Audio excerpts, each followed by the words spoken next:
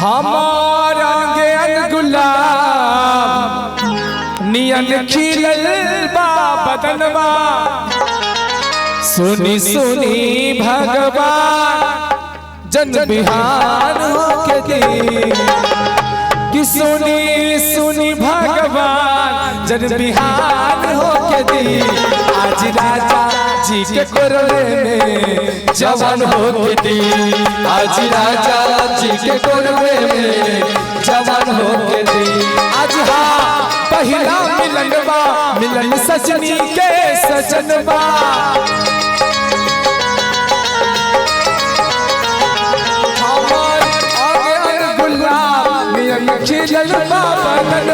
सुनी सुनी भगवान जन बिहान होके दी।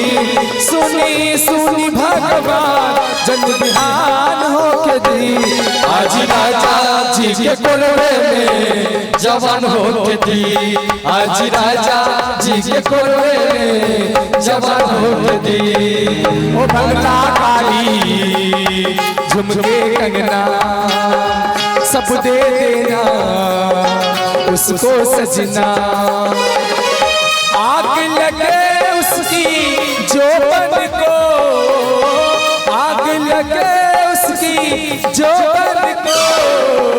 दिल मत देना मेरी सौतन को, दिल मत देना मेरी सौतन को। आज राजा जी के कोरवे में जवान होके दी। आज राजा जी के कोरवे में जवान होके दी।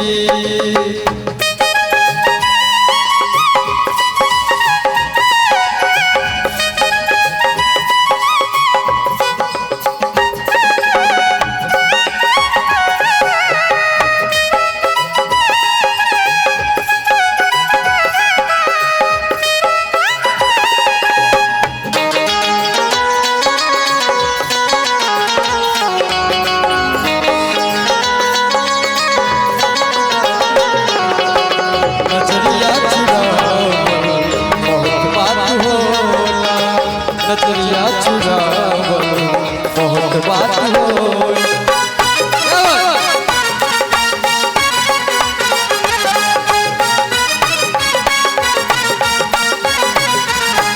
लेकिन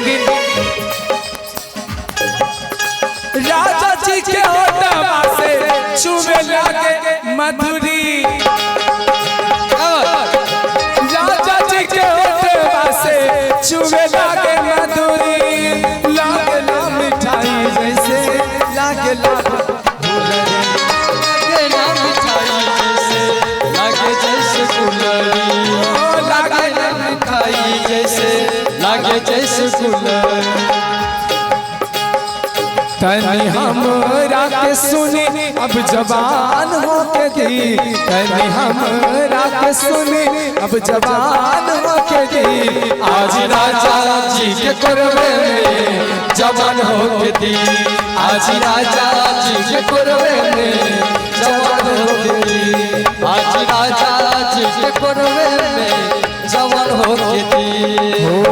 केवल तनी देहिया पे डाली ताज जाई। केवल तनी देहिया पे डाली ताज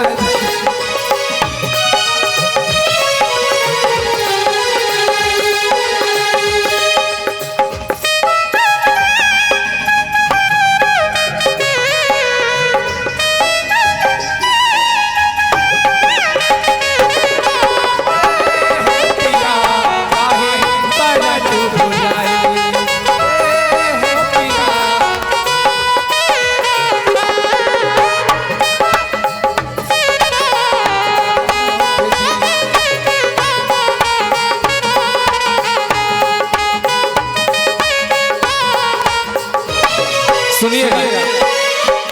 जितने भी बराती गणे हैं निवेदन है आप लोग भोजन करने के लिए चल जाए। नहीं बिल्कुल नहीं।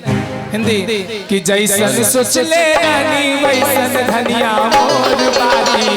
सावर न गोर बारी हो। जैसन सोच ले रानी वैसन धनिया मोर बारी। सावर न गोर बारी हो। थोड़े छरहर पाकर मोट कोर कोर बारी। साबर न गोर बारी हो वचन सोचले रानी वैसन पियबा मोर बार साबर न गोर बार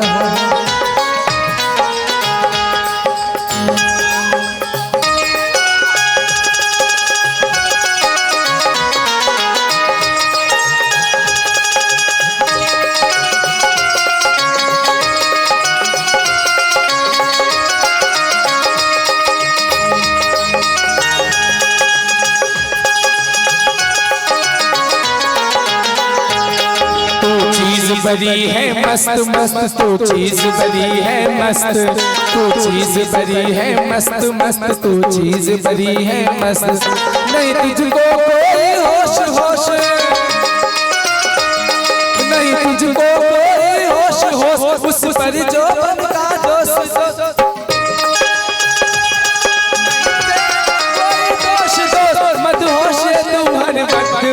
तू चीज बड़ी है मस्त मस्त तू चीज बड़ी है मस्त तू चीज बड़ी है मस्त मस्त तू चीज बड़ी है मस्त जैसन सोच ले रानी वैसन धनिया मोर बारी साबर न गोर बारी हो जैसन सोच ले रानी वैसन धनिया मोर बारी साबर न गोर बारी हो चरण पात मोर को गोर बारी साबर न गोर बारी हो